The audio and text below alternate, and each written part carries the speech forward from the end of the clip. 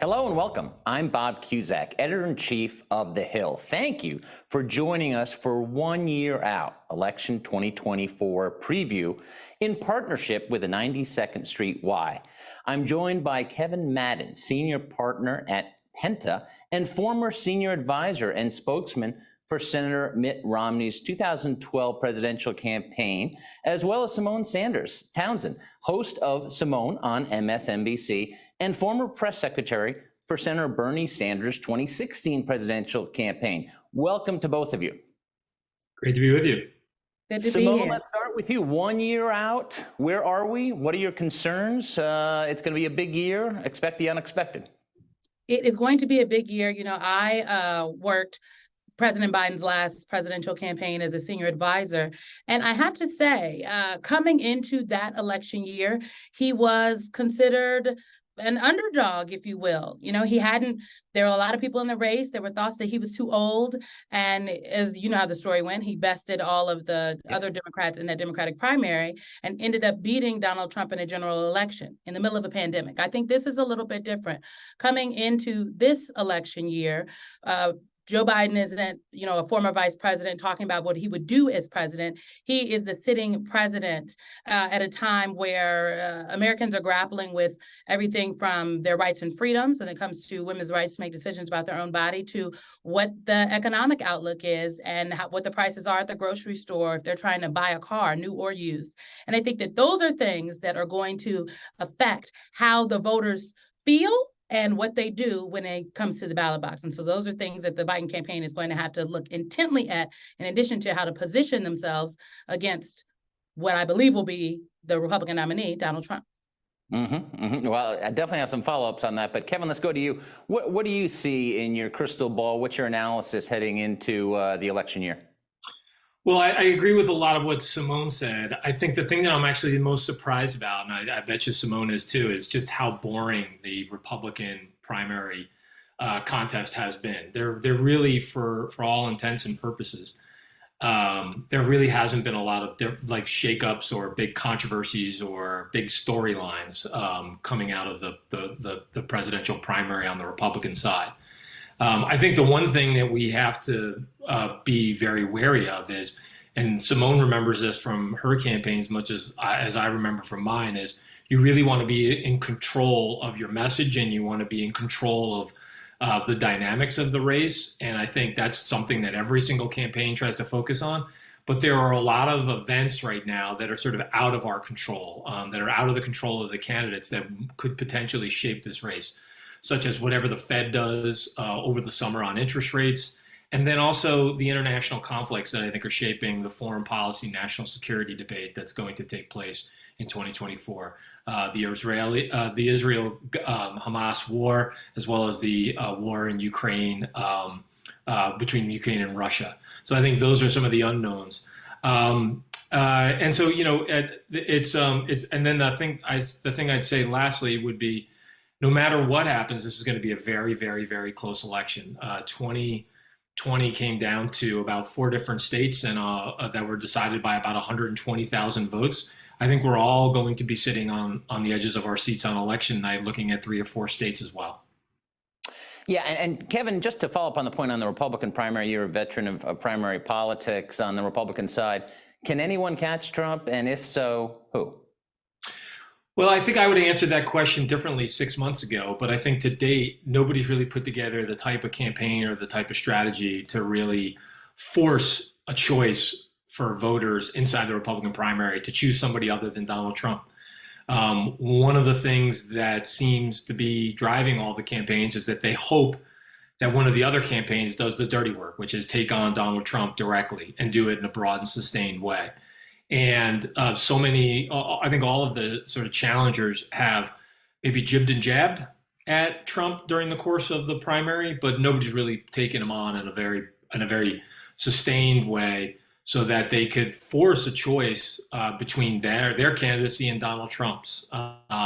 So I think here we are, we're 5 weeks away, and Donald Trump has a really commanding lead in all of the early contests.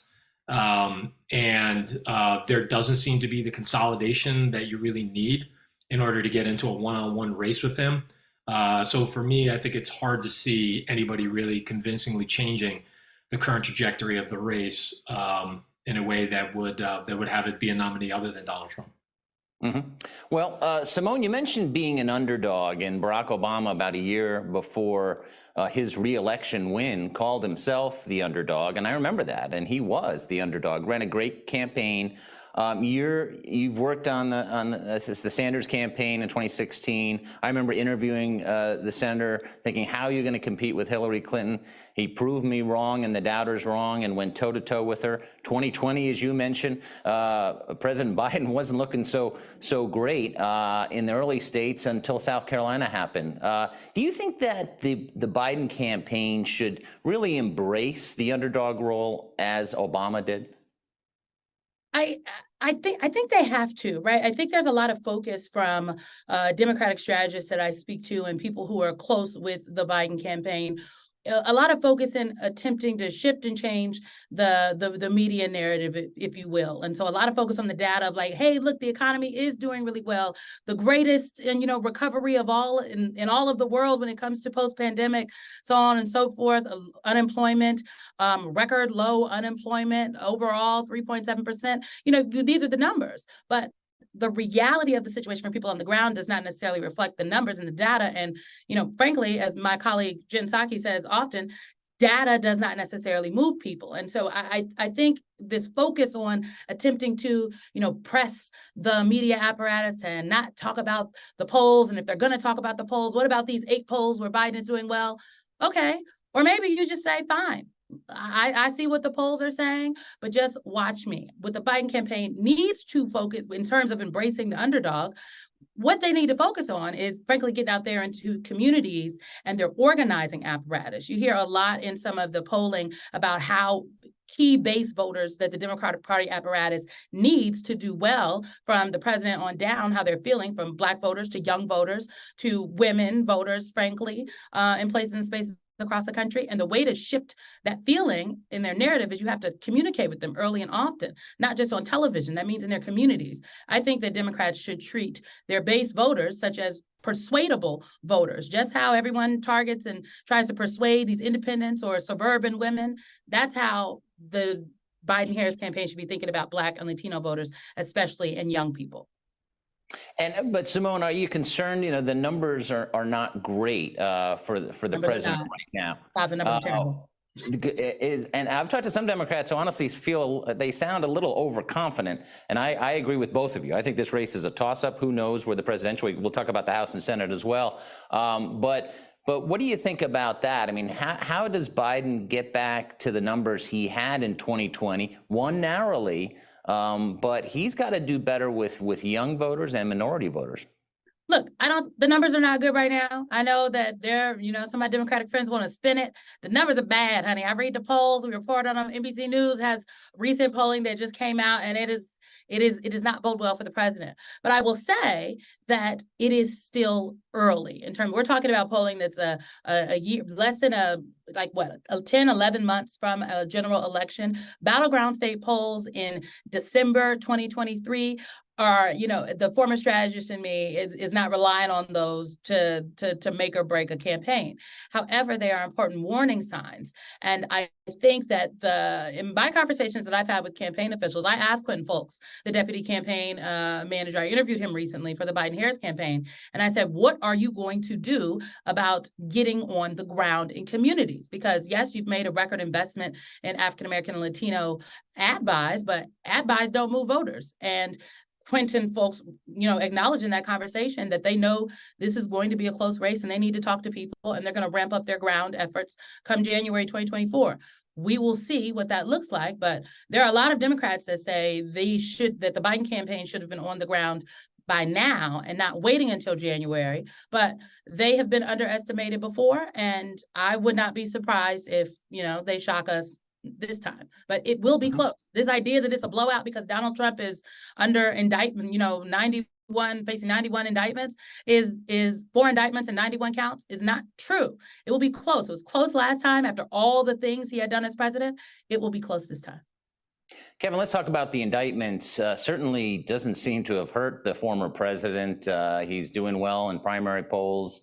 and he didn't show up for the debates. But what about next year when we see more of Trump in court? Do you think that that's going to hurt him in a general if he were to get the nomination?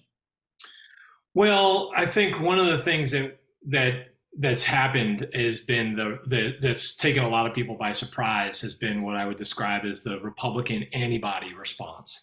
The more that Trump found himself in legal jeopardy, or the more that he was quote unquote persecuted, that's the way his supporters would say it, the more that the Republican base voters, the most active Republican base voters, rallied to his defense. And I think it's really helped him in a primary. But what's helped him in a primary doesn't necessarily translate to helpful in a general election, when in the most important swing areas of the country, in those 7 or 8 metropolitan areas and battleground states, where the collar counties and suburban areas, where independent and persuadable voters really matter, the legal issues, are potentially fatal for Trump.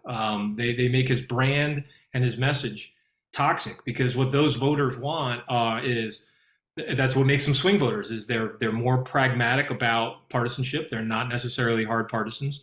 They're more independent minded. They're more pragmatic around things like the economy and national security and foreign policy and the things that are going to shape this debate. So what they want more than anything is stability, and what they want more than anything is some level of normalcy. And so the indictments and the legal fights that play out, they could really be harmful in those six or 7 areas around the country that really are going to matter. And that's the message that, so you see Nikki Haley and Ron DeSantis increasingly pressing, though they haven't done it in a sustained way, and they haven't done it in a sharp enough way to really make that case inside a Republican primary to date. Symone, how concerned are progressives that President Biden is going to strike some type of deal on the border / immigration to keep the government open and or to pass foreign aid to Israel and Ukraine? I think this is a concern over a segment of the progressive Democratic Party apparatus, and also members on the Hill from not just the Congressional Hispanic Caucus, but also the Congressional Black Caucus. I think folks have to remember that the reason this current debacle, this pickle, if you will, about border funding is even an issue is because the Republican-controlled House of Representatives is using border security and at the southern border, to be very specific, as a bargaining chip when it comes to funding for our allies in Israel and in Ukraine, and not to mention Taiwan. I don't know if that is going to end up boding well for House Republicans in the end, right, as it goes forward. Now, we'll note that, the president did send forward a package that asked for money for Taiwan, Israel, Ukraine, and border security. But some of the things that are being discussed are things like mandatory incarceration for asylum seekers. Some of the things that are being discussed are, and families, meaning putting families who come to the southern United States border who are fleeing famine, persecution, just some very harrowing just circumstances, who rarely want to leave home. I worked on the root causes of migration when I worked at the White House, when I worked for the vice president. And I've been down to Guatemala. I've talked to a number of these officials and the people who have, they know folks who have made this journey. So that is what we're discussing, jailing people, essentially appending the system as it sits. And I don't think Democrats have really figured out how to talk about immigration reform, what's happening at the southern border, in a way that is beneficial to them just yet. It is still very much a conversation and language that is a liability. And I think they often get caught up in these political games. And that is why you have seen such a rebuke as of late from parts of the Democratic coalition who are hearing what the White House, the Department of Homeland Security, and Democrats on the Hill are negotiating in the Senate, and they are concerned.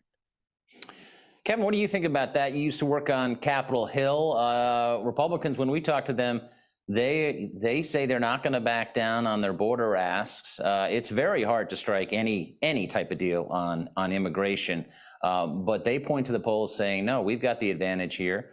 Do you think there will be a government shutdown, or do you anticipate some type of deal? I do believe that there will be some level of shutdown. You're right. It's near impossible to get something done on immigration right now, given the state of partisanship up on Capitol Hill, but also just given the margins.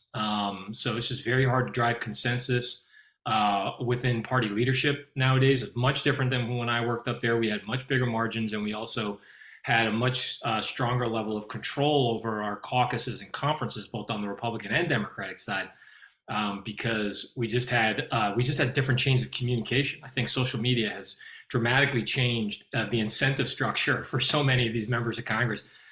They are more interested in getting the feedback loop from their conservative or liberal bases and getting support there than they are of thinking about long-term goals of their caucus or their conference when it comes to legislating. So it's just very, very difficult to see. I think the politics are very troubling for the Biden White House. I think this is an issue that people believe, both Republicans, even some conservative Democrats, and many independents believe that the border issue right now, our border security issues, are a problem, and they're looking for common sense solutions. I don't think what the Republicans are proposing is really seen as extreme or outside the lines when it comes to what some legislative solutions that their problem is. There's more money, more attention, more enforcement at the border. So the politics, I think, are sort of aligning for Republicans on this, and I think that's where they're going to be dug in. They feel like they have leverage here, and the interesting thing is, to Symone's earlier point, is everything on Capitol Hill becomes a bargaining chip when you have this level of partisanship and you have these slim of margins up in both the House and the Senate. Now, I agree with you that on the border, Republicans feel like they have the edge. But there are some Republicans that talk about an issue that certainly unites Democrats. There are some that divide them. But impeaching the president, some Republicans have said publicly that this is not a winner. This is a political loser, including Mike Huckabee. What do you think? They've started the impeachment inquiry. It's tough to stop that when you start it, right, Kevin? Yeah, and the other thing is, again, the incentive structure that you set up with base Republicans who feel that any sort of retreat from that would be a capitulation to the left. And they set themselves up to lose here, because I think, again, going back to the voters that are really going to make or break whether or not the Republicans or Democrats are in the majority, the independents and swing voters in the majority maker districts around the country, as well as who's going to be the next leader of the free world in the presidency. They want a level of stability and normalcy. And impeachment process, they have a very high bar when it comes to that impeachment process. And I don't think when it hasn't been met, and in this case it has yet to be met, I think the politics are sort of very perilous for those that are trying to pursue it. Now, the one thing I'd say for in their defense, or what I think is driving a lot of this, and where the White House has some problems on this, is that every step of the Hunter Biden inquiry has resulted in more embarrassing information and more embarrassing headlines on that inquiry and for the president. And so there's some peril there for the White House as well. Symone, what's your take? Impeachment going to backfire on the GOP? I think potentially. I mean, if you look at just the data of past impeachments, and just to set the stage right for folks, because sometimes I think because Donald Trump also faced 2 impeachments, you might have the idea that impeachment is just something Congress does. But there have only been 5 impeachments in the Congress's history, 5 impeachment inquiries that have been opened. And Joe Biden is the 5th impeachment inquiry in the history of Congress that has ever been opened. And every modern day impeachment inquiry that has been opened after some credible evidence of wrongdoing by the president at the time was found while they were president, right? So that is usually the bar. And to Kevin's point, that bar here has not been met. Impeachments usually bolster the person that is attempting to be impeached. Donald Trump saw his numbers go up when both times he faced impeachment inquiries from a Democratic House. One could argue, so same for then Bill Clinton. Nixon didn't actually get to go through an impeachment inquiry because he resigned, right? But the House at the time was ready and willing to start the process. So history would tell you that Joe Biden is going to fare well from an impeachment inquiry. But I think it's just important that if that's what conventional wisdom says, and frankly, if that's what the Biden White House actually does believe, then they have to be aggressive in fighting it. And you saw Hunter Biden this year in December stand on the steps of the Capitol in defiance of a subpoena from the House Oversight Committee. They asked him to testify in private. Hunter Biden said, I want to testify. I will testify, but only in public. And he stood on the steps of the Capitol. And as I like to say, I think when they go low, Democrats need to go toe to toe, and that doesn't often happen. But you saw Hunter Biden going toe to toe. That was good for Hunter Biden. One could argue, was it good for the Biden White House? Probably not. But the Biden White House, I believe, if this impeachment inquiry process is in fact going to play out, then they have to be aggressive with their pushback. And frankly, Democrats have to be more aggressive. I host a show on television. I watch TV all day long. I am hard pressed to find multiple people that the Democratic Party apparatus, like the DNC or the campaign, are putting out to defend the president. Not a good place to be. Right. No, that's there has been some frustration, as you mentioned, with the DNC. Symone, I want to talk about the battle for Congress. If you look at the House and Senate, obviously the White House is up for grabs, but everything's up for grabs. Senate's up for grabs. We're talking about narrow majorities in the House. In the House, you've got a number of Republicans who are defending their seats in California and New York, and that's going to be tough to defend in a presidential election year. Speaker Johnson, new Speaker Johnson, his number one goal is to not only keep his majority, but to expand it. In the Senate, the map really looks really good for Republicans. Democrats defending a slew of seats, especially in red seats. There's a decent chance that both chambers could flip the other way, where Democrats win the House and Republicans take the Senate. What's your take, Symone? I'm weary always to make predictions such as these, but I will go ahead and make one. My prediction is that Democrats take back the House. Speaker Hakeem Jeffries makes history as the first Black speaker in the House of Representatives, and then Democrats lose the Senate. Because just the Senate, the numbers are just, it's going to take a lot for Democrats to hold the Senate. You have Joe Manchin not running for re-election. There are just the map is red and it's tough, and the issues are deep. It could be done. I don't think it will be done. But when it comes to the House, there are 18 Republicans that currently sit in districts that Joe Biden won in 2020. On top of that, given the Section 2 case of Alabama, what was it? The Allen v. Milligan case, Supreme Court case earlier this year that upheld Section 2 of the Voting Rights Act in Alabama, was been used in many other states, Louisiana, Georgia, Florida, in addition to Alabama, not to mention the redistricting commission happening in New York. The state Supreme Court in New York just ruled that the map that was used in 2022 now has to be redrawn, and that the new map will be used for 2024.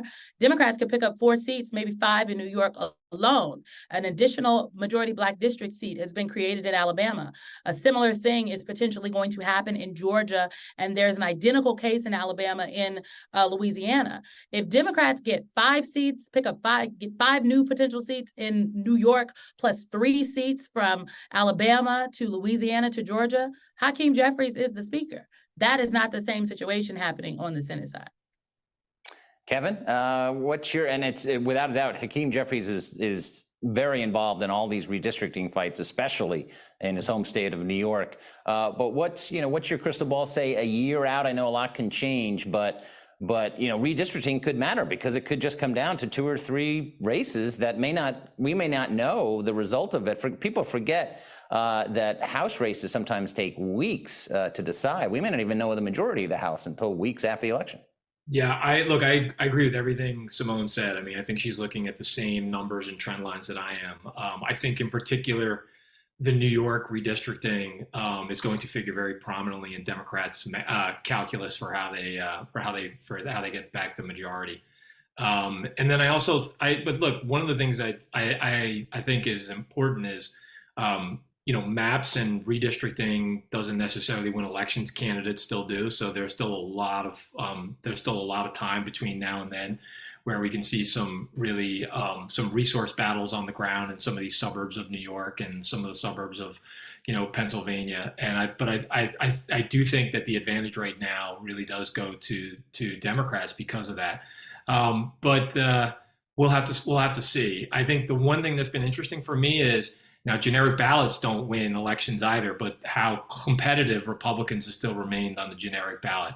I think that's still driving a lot of enthusiasm with folks over at the NRCC, and I think they're using it to try to raise funds in order to win many of these competitive districts around the country. The other issue, and I'm sure we'll probably talk about this a little bit more at length, is one of the things that's tough in many of these districts is the backdrop of abortion politics, which I think is continuing to sort of vex many Republicans who for many years had sort of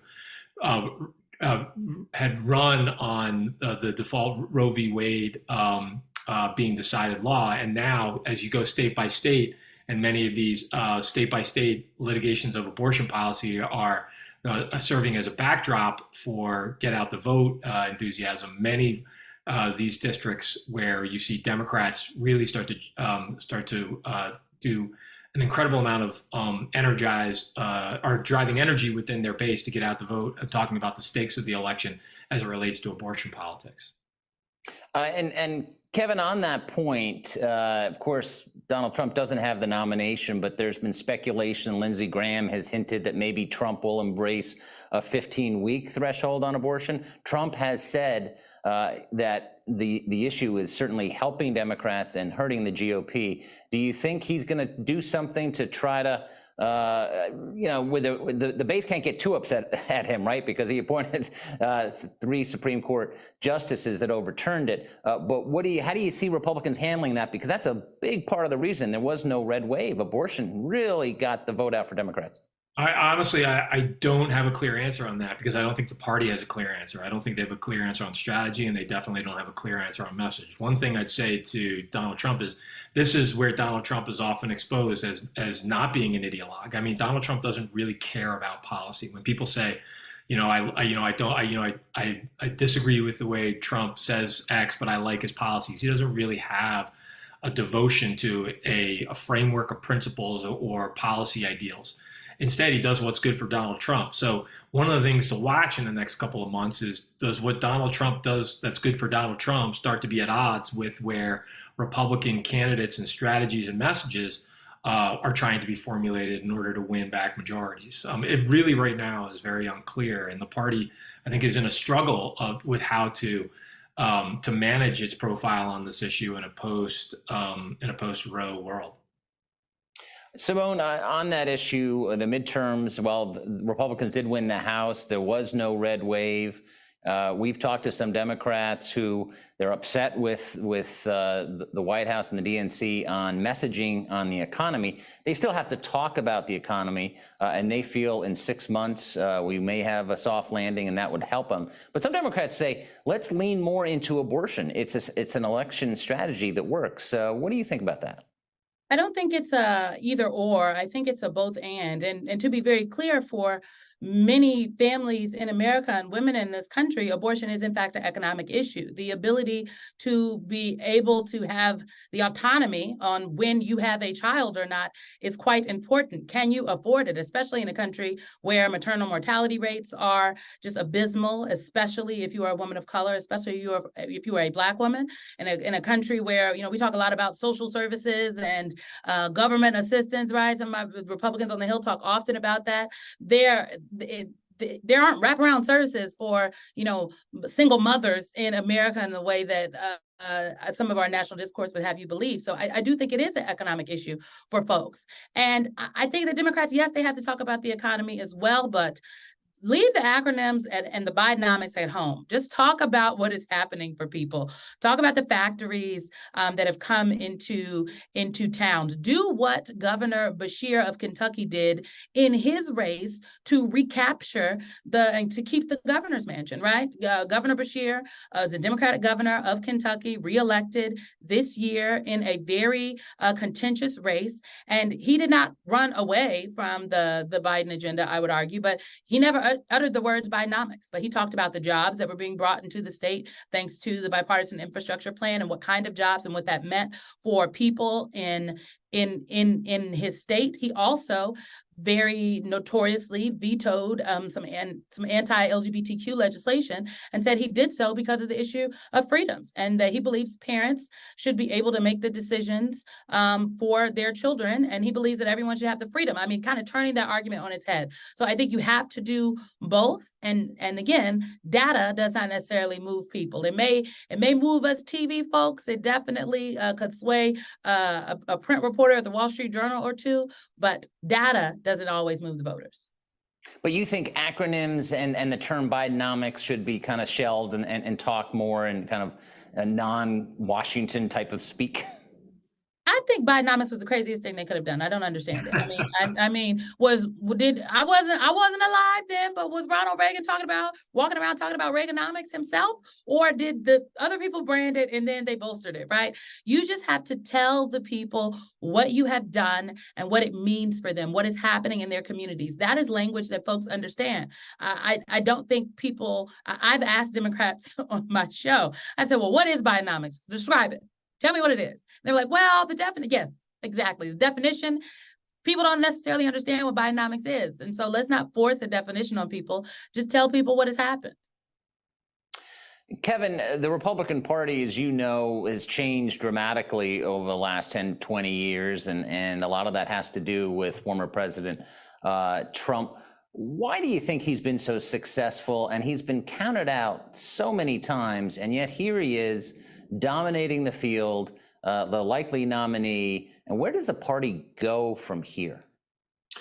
Well, it's interesting. It's a really good question. And I think if I take a step back and answer it in a very meta way, with a lot of Republicans, I think I catch a lot of people by surprise when I say that Donald Trump will have had a bigger impact on the Republican Party and its profile than Ronald Reagan ever did, because he really has reshaped the party's message, the party coalition, how it appeals to voters, and even the tactics of how candidates argue politics. So we used to be a party when it was more defined in the image of Reagan and Reagan's ideals as a party that was very focused on talking about what it was for and why, and also very optimistic about the future of America. And Donald Trump has prospered because he's really focused on what people are worried about and who's to blame for it. And that contrast right now at a time of very high partisanship has worked in his favor. I think one of the things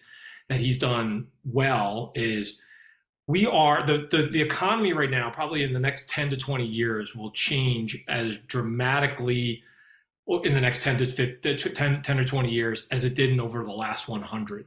And with that comes a modernization of our economy that really changes the nature of how people are employed, how they train, how they live, how they work. And Donald Trump and the people who worry about that, from everything from influx of immigration to technology, you name it, Donald Trump has really tapped into that fear that people have about that, and he's told a lot of voters that you're right to worry. And by the way, it's all of the elites in Washington that are to blame for this, and I'm here to sort of fix it. And that's tapped into a very visceral feeling of anxiety that a lot of voters have. I mean, if you think about it, like Make America Great Again, right? The idea of going back to this time where the power was in a lot of these communities around the country, where many of them feel like their economic way of life and their way of life overall is under threat. So he's really tapped into that. And I think that's what's changed the sort of coalition. If you look at a state like Ohio, that eastern corridor of Ohio, the Mahoning Valley, that used to be rock solid Democrat voters, blue collar, lunch pail, auto workers, textile workers, that were very, very dependable Democratic voters.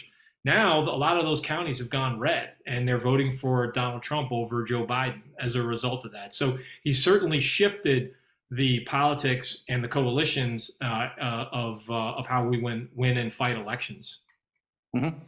Symone, let's talk about third parties. Basically, 2 out of 3 people don't want to vote for President Biden or former President Trump. And now we have a lot more third parties than we usually do. Certainly more well-known people. No Labels is considering throwing out a ticket out there. In any presidential cycle, it's always an uphill battle, but the numbers are troubling for both candidates. And obviously, both Biden and Trump don't want the third parties playing a spoiler, whether that's RFK Jr. or Cornel West. There's a lot of them out there. We saw of how they can make a difference. And when Joe Biden wins 3 states by 43,000 votes, I mean, that's really tight. And certainly getting 10,000 votes in a state is not that hard for some of these well-known people. RFK Jr. is actually now polling in the 20s. How do you think this is going to play out, the third party phenomenon in 2024, Symone? So I think that there are 2 things at play here, right? One, when folks are asked in polling or focus groups, right, it's usually in polling that we see this. Do you want to see Donald Trump and Joe Biden have a rematch in 2024? They say no. And I think a lot of times people take that and say, oh, okay, those people want to vote third party. But then you ask some of those same voters in maybe a focus group, right, though, but okay, if your choice is between Joe Biden and Donald Trump or a third party, and if you ask Democrats, will they vote for Joe Biden? A number of people are still saying yes. My colleague, Kristen Welker, the moderator of Meet the Press, was in Michigan recently, did a focus group with Michigan voters, and the chyron at the bottom of the screen said reluctant Biden voters, because all of the Democrats in the room said, there were 5 Democrats in the room, 3 raised their hand, said that they would be voting. And when asked, they all said reluctantly. They literally said reluctantly Joe Biden. So I think it depends on, there's people that don't want to see a matchup, but there are a lot of Democrats that still say, yes, I'm going to vote for Joe Biden. There are, though, a lot of younger voters, frankly, who are considering voting third party, or I would argue also voters, Black and Latino men, who I think Democrats should heavily just put in the independent voter camp, frankly, and really treat them as persuadables, could vote third party or just not vote at all. And that is why this third party threat is the biggest threat to Joe Biden. There's not evidence that I have seen that a third party threat, it threatens the potential Republican candidate on the ticket in Donald Trump. It disproportionately affects Joe Biden in everything. And just to drive this home for people, you must, in a general election, get 270 electoral college votes to become the president of the United States. 269 will not cut it. With the number of third-party candidates that have thrown their hats in the race and who have the money and the infrastructure, frankly, to get on the ballot in key states, if there is a real scenario here that neither Donald Trump nor Joe Biden get to 270, and in that case, the House of Representatives is the House that decides who the president of the United States is. Look up the 12th votes. Yeah, and that very well could happen. Certainly, that's been speculated on before, especially with these tight elections. Kevin, you want to get your take on the third parties. Do they have any chance to succeed? And who do you think they would hurt more? Well, Paul Begala taught me many years ago that third parties are like bees. They sting and then they die.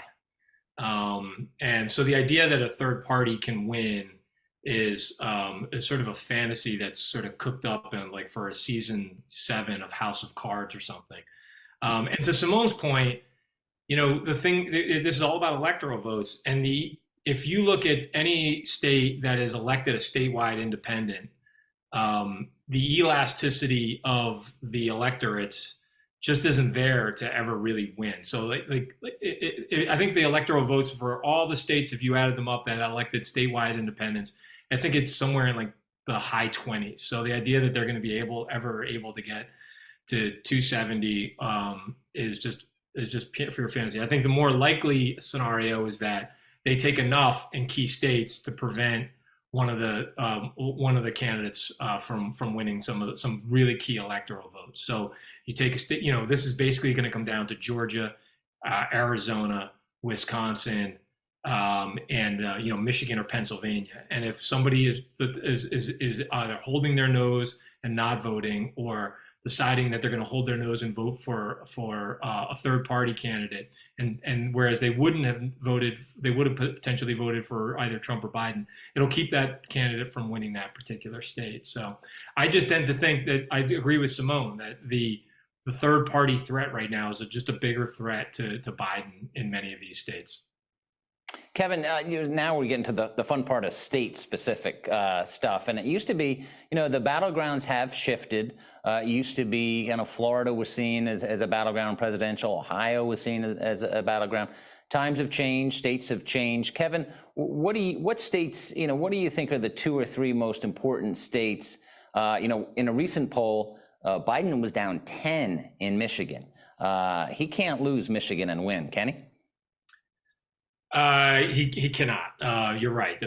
That's a key part of the of their calculus right now to get to 270 or 270. And I remember, yeah, you're right. I mean, so much of this has changed. I remember when I was on the 04 campaign for the president's reelect, President George W. Bush's reelect in 04. And I remember Ohio was one of my main states, and I remember constantly being called into the campaign manager, Ken Melman's office, to report out what the latest status was on Ohio. And Ohio's trended more red. I think it's still going to be a contested state, but it's trended more red. Same thing with Florida. Colorado used to be a battleground state. It has now trended pretty strongly blue.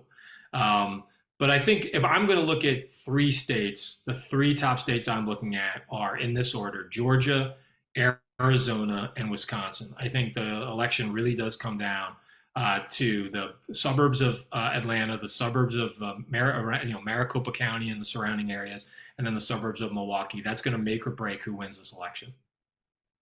Symone, you agree with that? Would you pick another state perhaps that you're watching, or are those the 3 that you think are the ones? There aren't that many, when you think about it, a lot of blue and red states across the country.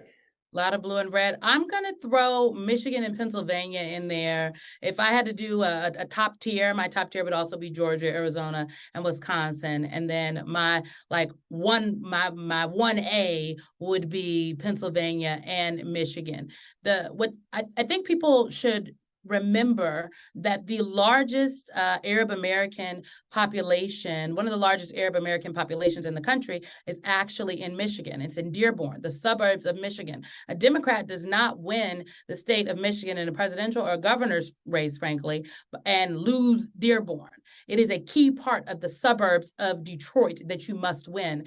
And that is where the Israel-Hamas war and the visceral reaction, frankly, that the world and voters have had to the full brunt force that the Israeli government has inflicted upon the Gaza Strip that has affected the Palestinian people. Everybody understands you got to go get Hamas. But the effect that this has had on the Palestinian people is going to play out domestically in at least, the suburbs of Michigan. And so I think that it's going to be tight. It's going to be close. And the president and the vice president, they've been doing a lot of traveling, but as I heard someone say today, it's been a lot of governing, not necessarily a lot of campaigning. And I think that they are going to definitely need to ramp up the campaigning aspect of what they are doing to make sure that they close some of these margins and come out victorious in key spaces and places across the country. On that point, Symone, 2024 is not going to be 2020. The COVID pandemic is still, COVID is still with us, but the pandemic is over. Joe Biden is going to have to be out on the campaign trail a lot. There have been a lot of questions, concerns in polls about his age. How should Democrats handle that issue and the White House deal with the age issue? Because it's one that is obviously, as David Axelrod recently said, age only goes in one direction, and it's a problem for a lot of voters out there who are hesitant to vote for Biden at his age. David Axelrod, such a reliable surrogate for the Biden-Harris campaign, don't you all think? Look, I think that they have to attack the age issue head on, okay? The president is old. Yes.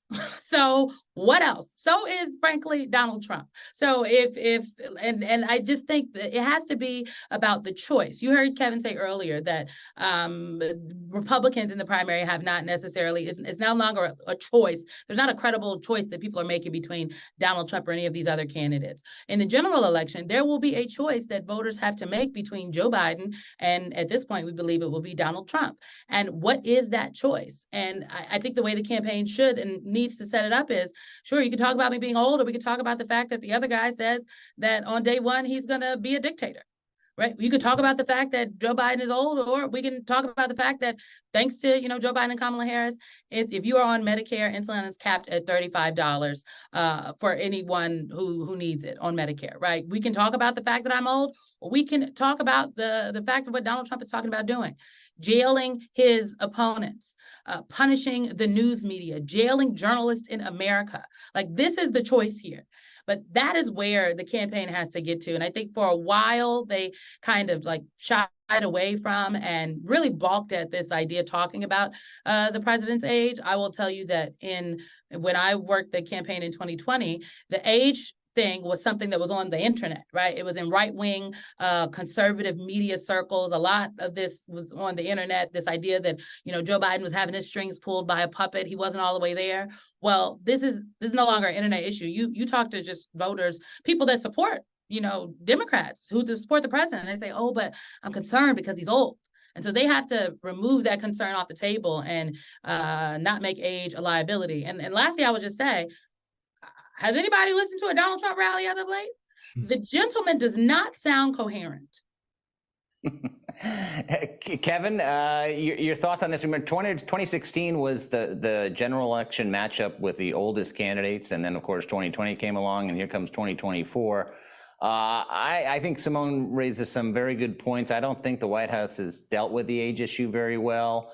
How should they handle it? Because there's no fountain of youth. How do you deal with it from a communication standpoint? Yeah, she does bring up some good points. I think, like, if I'm a Biden staffer, this is the issue that worries me the most. I think there's a almost 0% chance that Joe Biden during the course of this campaign doesn't have a sort of holy smokes moment where we are sort of reinforced or reminded how old he is. And this is where it's sort of cruel advantage in the sense that, it's kind of like swimming with sharks. Donald Trump doesn't have to outswim the shark. He just has to outswim the person he's swimming with.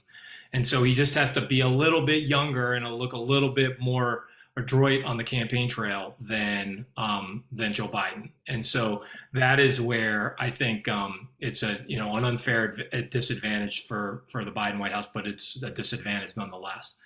I think the way that I would try to solve this, because the thing that's really tough about campaigns is they are grueling. They are 20-hour days. Even when you're sleeping, you're not sleeping. They take a really mental and physical toll on you. And so imagine being the candidate in the middle of it. I think the way to sort of solve this is to, address it head on and try to put the president in opportunities where he's, he's doing shorter events, but a lot more events. And that he's, getting to work the rope line so that they're showing a little bit more of his retail strengths when he is in these events, rather than having big events where he's doing a lot of speaking and he's asked to do a lot more of a performance aspect. So I would try to atomize or slice up the opportunities for the president to communicate during the course of the campaign. And it's going to be an issue. I think it's the one thing that you see in both anecdotal evidence and empirical evidence that's sort of driving a lot of voter worries right now. Kevin, and campaigns, and you mentioned it's how exhausting it is. Campaigns have to make choices, and these choices can somehow make the difference.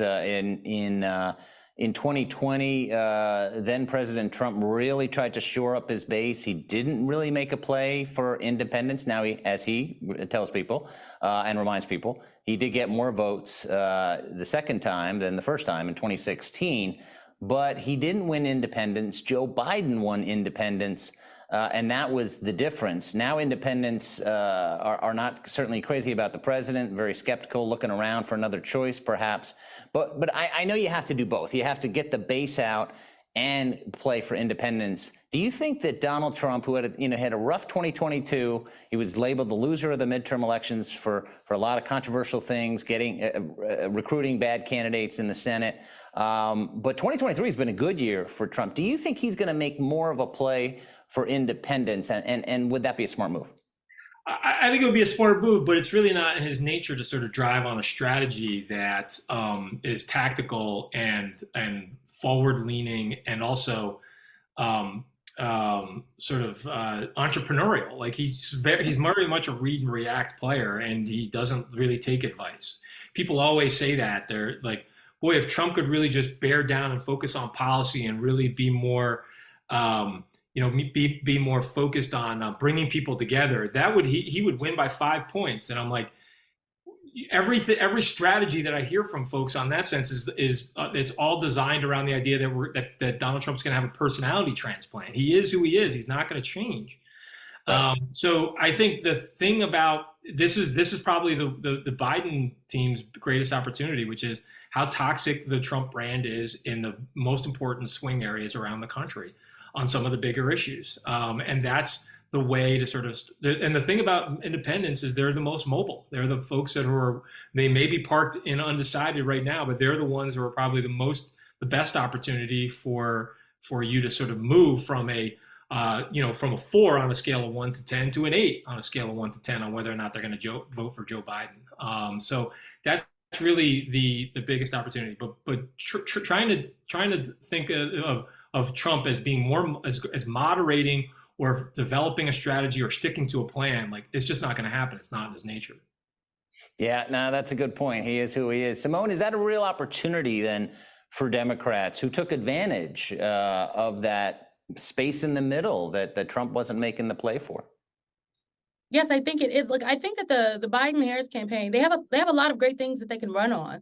A lot of progress has been made. I mean, I feel like every week that there's some event that the president or vice president is doing, touting something new. You just heard just a couple of weeks ago about $8.2 billion invested in high-speed rail from Vegas to LA, investments going into rail in Chicago, high-speed rail on the East Coast. I would love to be able to get to New York much quicker from Washington, D.C. So there are things that have affected people's everyday lives that have happened, but again, how they're talking about them doesn't necessarily translate to that. But it is still early, ish, so they have time to get that together. I think that independent voters, they care about the economy, they care about all of these things, just like other voters too. But I think democracy is also a very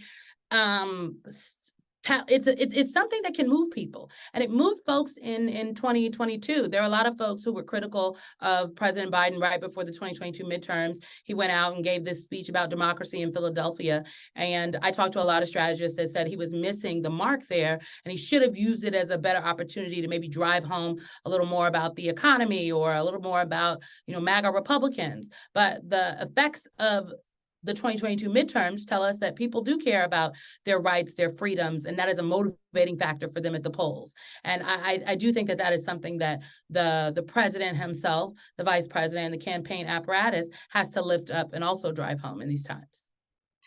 Symone, we've talked a lot of issues today, abortion, economy. What's a sleeper issue that you see out there that you think maybe could make a difference? And we're talking about differences again. We're talking about tens of thousands of votes. Some issue that maybe doesn't attract the headlines, but is one that's very important for the candidates to talk about. Well, I'll say this. I think that because I think it's something like guns, frankly, right, or police brutality. Those are things that do attract headlines when they happen, but when it is not, when a mass shooting is not front and center right in front of us, it is not necessarily the topic of conversation, even though guns are the number one killers of our children right now. You have to remember in the summer, in the lead up to the 2020 presidential election, it was a summer of protests because of I feel like the country was at a boiling point, and it tipped over with the death of George Floyd. There's a long time between now and November 2024. Who knows what else could happen that could galvanize an electorate or tip the scales in some way? We just saw Kate Cox in Texas, right? A woman whose doctor told her she needed an abortion because her pregnancy was no longer viable, and the state told her she could not get one. She sued. A lower court said yes. The state Supreme Court said actually no. Brittany Watts in Ohio, a young Black woman who had a miscarriage and who flushed the toilet and is now being charged with a felony. These are things that just recently happened. Who knows what could happen between now and November that could also be something that, again, pushes an electorate to just really make a drastic change. Kevin, same question to you. What kind of below the radar issue do you see maybe could play a big role in 2024? Affordable housing. I think just the pressure that many people are feeling, those that own a home are feeling pressure, I think, on it being like their main investment. And then in many communities, people who are seeing rising rents and then being pushed out of those communities because there's a lack of affordable housing. I think it's a huge concern for many big companies and many big employers around the country where they're trying to find affordable housing for their workers. So it becomes one where really does drive people's view on whether or not the economy in their local community or their local region is healthy or not. So I think it's one where a lot of if candidates seize the right opportunity to sort of message on that, I think it can really align them with a lot of voter sentiment. Symone, do you think there's going to be any general election debates between the two? Well, maybe among, if we have more than two people who qualify, but do you think there will be general election debates? Obviously, that was a controversy the last time around, and Trump is not debating his Republican rivals. So what do you see there? Do you think it'd be wise for Biden to debate Trump or no? I think there will be general election debates because Donald Trump will need to debate in the general election. Donald Trump did not debate in the primary because he didn't need to stand next to people that were not polling anywhere near where he was. If I was advising the Trump campaign, which I never would have done in ever my little short life, I would not have advised my candidate in Donald Trump's position to stand on a Republican primary debate stage either. Kevin, what do you think? I hope not. Does anybody remember the last one? It was so bad. I think I hope not, but I think there will be one, and maybe just one, so that way we all don't have to agonize on whether or not there's going to be two or three of them. But it's unfortunate, but they become totally about performance rather than really the substance that we need on the big debate, on the big issues. Yeah, and a lot of people think that had Trump been a lot more calm in that first debate, maybe he'd still be president. I'm sure there are a lot of campaign people who are watching this, and you both have a lot of experience on campaigns. So I want to end, Symone, we'll start with you. What were your takeaways from working on campaigns? What advice would you have to others who are working on presidential campaigns? I think my biggest piece of advice that definitely helped me when I was on presidential campaigns is to talk to real people, not just the folks that sit near you in the office or your friends in Washington, D.C. And I think it's really important to listen to what actual real people, not the polls, but people are saying on the ground in key spaces and places. So get out there, get on the ground, hear what they are saying, and then apply it. Because that can make the difference between Joe Biden winning Arizona or Georgia or Donald Trump being victorious. Kevin, what I think that's great advice. I would agree with it. I think the worst place to really see a campaign is from the bus and the plane, and also these events that are sort of prefabbed all the way around the country. The more that you can get off the bus and go and talk to the folks go talk to the people who are doing volunteer calls, find out what they're hearing as far as good and bad. Use it to calculate it back into a better strategy for the campaign. Same thing for reporters. I think reporters are not going to really get the story about what's driving voter sentiment by just covering events. If they get a chance to go out to the local VFW, they get this chance to go out and talk to any congregation of voters around the country and really ask them the questions, not about horse races, forget about the polls, forget about the ads, but really say, like, what are you hoping to hear from a candidate? What would address the concerns of someone like you? You learn a lot more about what's really going to shape the debate. You become there are fewer surprises when you go out and you really go out and try to find the heartbeat of the electorate and really talk to voters. Kevin and Symone, two of the smartest people in politics. Thanks so much for joining us. Great to be with you. And thank you for watching. 1 year out, 2024. It's going to be a great year. Then the Hill and the 92nd Street Y. Very excited about this new initiative. Have a great holiday season.